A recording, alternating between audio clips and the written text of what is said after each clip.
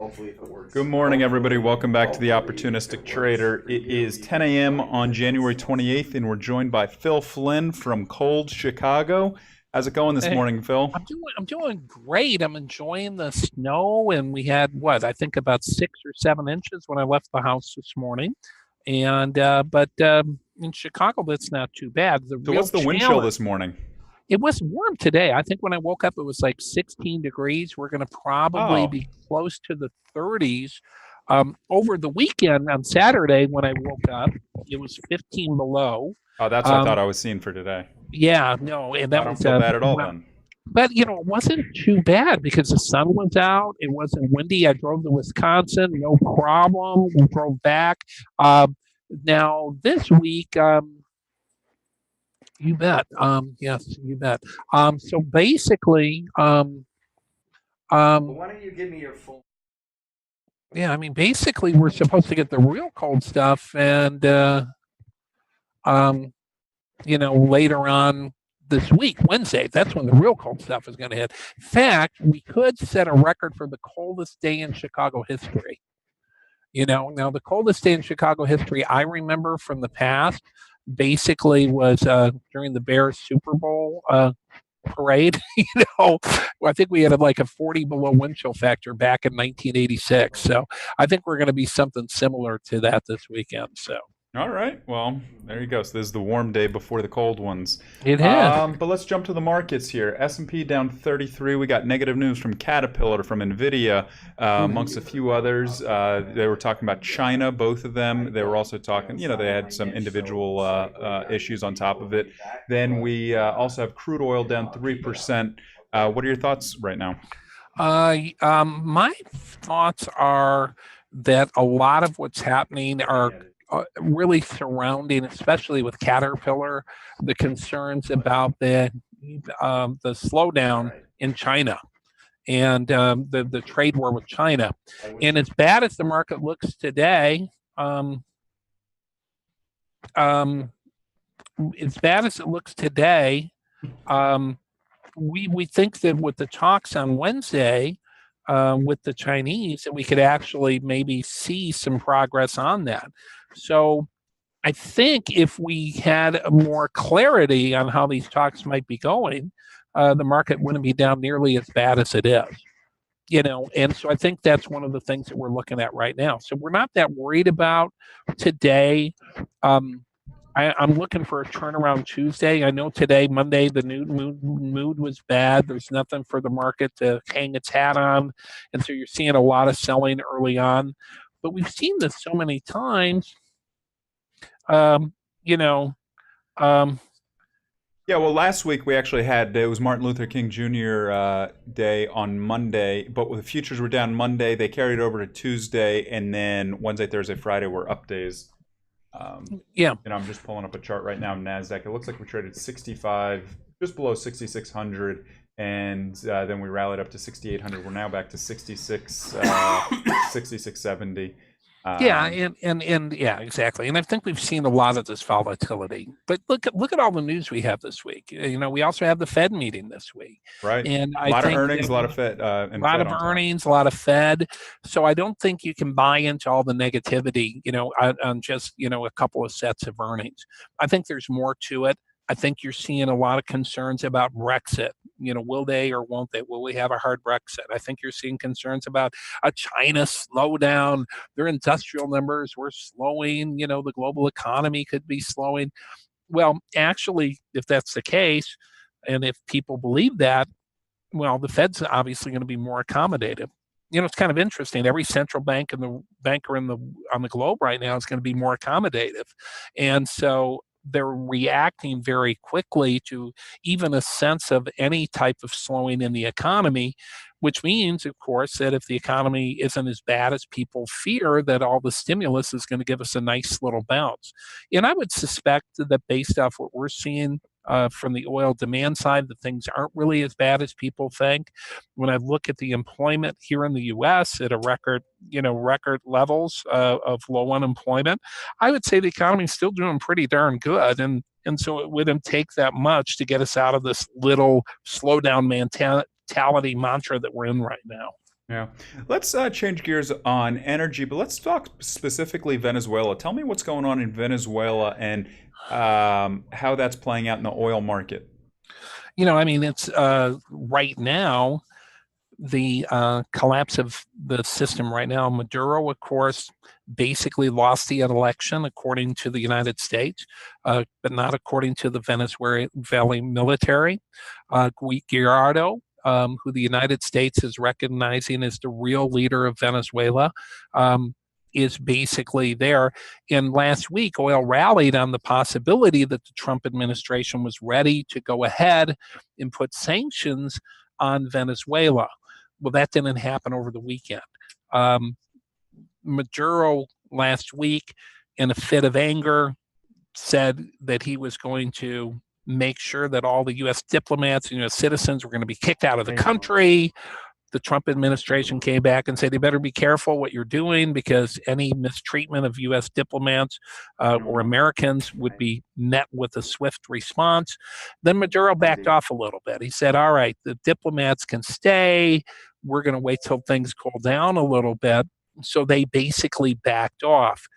Because of them backing off, the market believes that the Trump administration will back off of their so-called nuclear options by putting strict sanctions on the the Venezuelan oil exports. And so the market's not as concerned that the Trump administration is going to act dramatically against Venezuelans' exports. Bottom line is that the U.S. could cripple the Venezuelan economy overnight if they decided to put in tough sanctions, not buy oil, sanction other people that did business with Venezuela. And the Trump administration is considering that. And that could actually happen later this week, depending on how things act on the ground in Venezuela. So what's our end game? We're trying to get the current leadership out who's in charge of the military, and at the same time, then once they're out, help revitalize their economy? Absolutely. Yeah. And, I know President Trump said he isn't in the nation building, but nation destroying is what the regime in Venezuela has been in. I mean, this goes way back to Hugo Chavez. We predicted 20 years ago that this was a slow moving train wreck and it was eventually going to end in a collapse. And here we are. A few years later, and it's a shame because the Venezuelan people, they had a very bright future, but during some of the best days during the oil price run up, their future was squandered.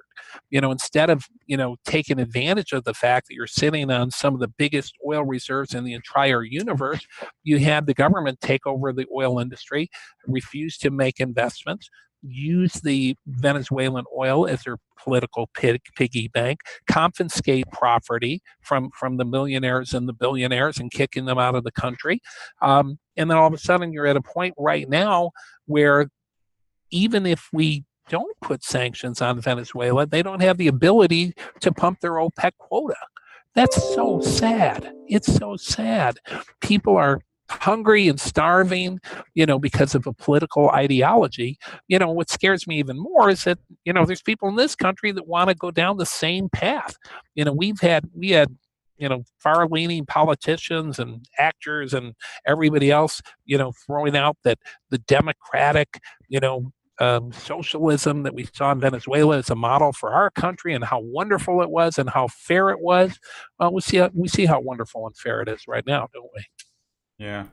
And so give me the implications on crude oil prices based on if we were to impose sanctions versus if the new government, hopefully when the new government takes hold.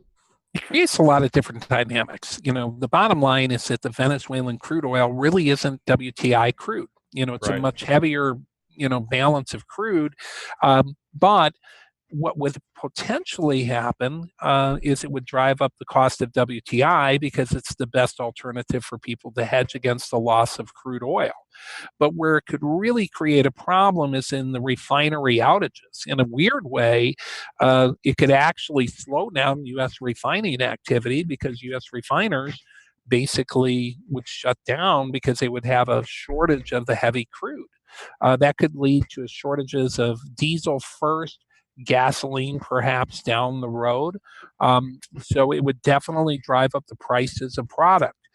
At some point, it would also drive up the point of WTI because the refiners that were operating would have to, do the best they could with the oil that they had to try to keep up with demand and to make up for the production that was lost by some of these shutdown refineries. So you could get into a situation where you could see a substantial price on oil. And I think this might be another reason why the Trump administration probably didn't want to go through with the sanctions right away. They were talking to the U.S. refiners earlier in the week and said, hey, if we go this route, are you guys going to be okay? And to be honest with you, I don't know what the answer would have been from the refiners. Some of them aren't going to be okay. Now, we do know in the Strategic Petroleum Reserve, we do have a lot of heavy oil available. So if we do go to the point where we cut off the imports from Venezuela, there would be oil to replace that for a while. But if we get to that point, the market reaction is probably going to be swift. We're going to probably see a big move up at some point when it comes to that market. I'm also basing that on the fact that I think that OPEC is serious about these production cuts. So we did get a report that kind of pushed oil lower today from Saudi Arabia, basically saying that they were going to keep production at 10.1 million barrels a day in February, which is lower than what they're producing right now. They're producing like 10.3 million barrels. But the market, I think, was hoping for more of a drop from Saudi Arabia. I think the reason why they're saying, hey, we're only going to drop a little bit more right now is they want some of the other producers to be a little bit better with cutting production, probably a signal to Russia that, hey, we've done a lot already. We went ahead of the curve. We went over and above our sanctions. We'll continue to do that, but we want to see a little more help from Russia. Yeah, yeah. No, a lot of dynamics going on. Very interesting market right now with uncertainty in trade, uncertainty with what's going on in the U.S. government, uncertainty, a lot of uncertainty here. Central banks adjusting to what just transpired in Q4. U.S. was tightening really all of last year, and they still are tightening, not necessarily through rate hikes, but while at the same time, the global central banks, you look at yields, they're still, so low, and the U.S. has the highest yielding currency and the highest yielding fixed income in the G10 right now. It's crazy, isn't it? And the mood has definitely changed from a concern just a few weeks ago that the yields, that rates were going to just go through the roof. Again, it was going to stymie the economy. It was going to, unmask all the corporate debt that everybody's concerned about. But as you can see by the market action, some of those concerns have gone away a little bit. I guess when I I look at the rate thing and the concerns that we saw a week ago, it kind of reminds me of the first taper tantrum. And I still believe to this day that I'm the first person that called it a taper tantrum. I don't know. You'll have to go back to the Fox tape, but because I was on there, I think we're having a taper tantrum, right after it happened. So that day when Ben Bernanke, of course, told the if you think that's right, there's some money on the table for you in that. Well, yeah, I'll have to pull out the tape, but to prove it. But anyway, we'll have to, I'll have to get taper tantrum T-shirts. What about switching signals here? Nat gas, the thing is all over the place. We're talking 5% is the average daily move here. Last night, I think at one point it was down 8 or 9%. We're down back under $3. Is it weather? What's moving us? Weather mainly. We looks like we're building a little bit of a base, on the expectation that we're going to see these record low temperatures. And initially, the support we had seen previously was on the assumption that the cold weather was going to stay around for a while. On Sunday night, which I don't know how these weather models change on Sunday night, but they always do. It seems like, Sunday night, hey, we're looking for cold. Last week, Friday, Saturday, the weather models were telling us that the February 2nd through 11th period was going to be below normal temperatures, record lows in the Northeast. And lo and behold, Sunday night, we flip a switch and it's like, oh, we're going to be above normal February 2nd to the 11th. So that was the reason why we gapped down lower. I can't tell you how many times I've been trading natural gas for years. Can't tell you how these weather models magically change on Sunday night. I don't know why Sunday night, when the markets are closed, they have a tendency to change. If one was a little bit, you know, you know, I don't know the word I'm looking for, but a little skeptical of Wonky. what goes on. Wonky about the weather, one would assume that somebody had, some vested interest in changing the weather reports on Sunday night and not Friday afternoon. Who knows? I don't know, but it happens quite often. The concern, remember when we had the big spike up to 475 on the cold temperature, when we got cold in November, late November, early December, at that point, because storage was so far below average, there was a real concern that we would have run out of natural gas, out of storage. I mean, that was the concern. But now that it's late January, February is here, the odds of us running out of storage have gone down dramatically just because of where we are in the calendar. So the big surge up to $4. Now we're focused on the fact that we're seeing record production. We're going to see more pipelines coming on at the end of the year. So there's going to be a lot of supply coming on the market. And so even though supplies are still below average, we're not as worried about these cold fronts. And so when the weather changed, that's why we saw the big dip down. Now, I keep saying this every time we've been on the air on the Opportunistic Trader. I said, be prepared for these wild swings. Buy puts, buy calls.